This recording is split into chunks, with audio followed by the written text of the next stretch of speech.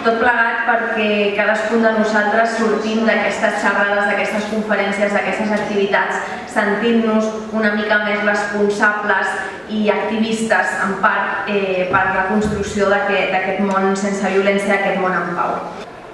Lograr una convivencia pacífica con nuestros hermanos palestinos.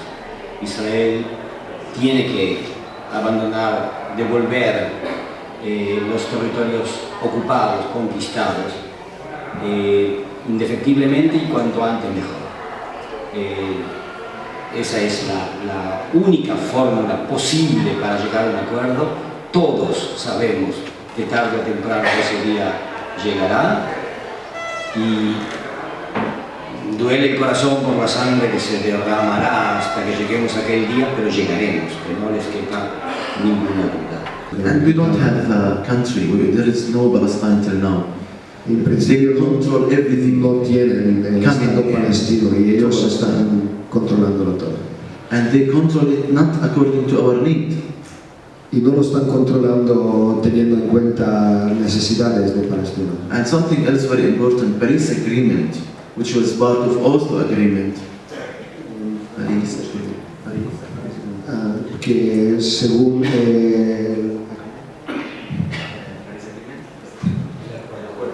el acuerdo de París, it restricts the Palestinian economy to be following the Israeli economy. Obliga a la economía palestina a seguir la economía israelí. The average of the Palestinian salary is around, the minimum average is around 300 euros.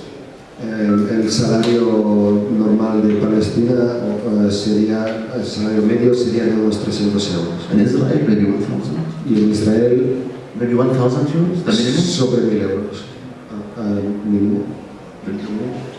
But we buy the fuel with the same price.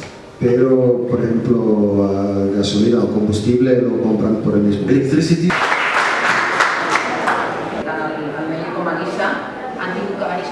Per conèixer-se, i això que estan molt a prop i són veïns, i ens separen pocs quilòmetres entre la casa d'un i la casa de l'altre.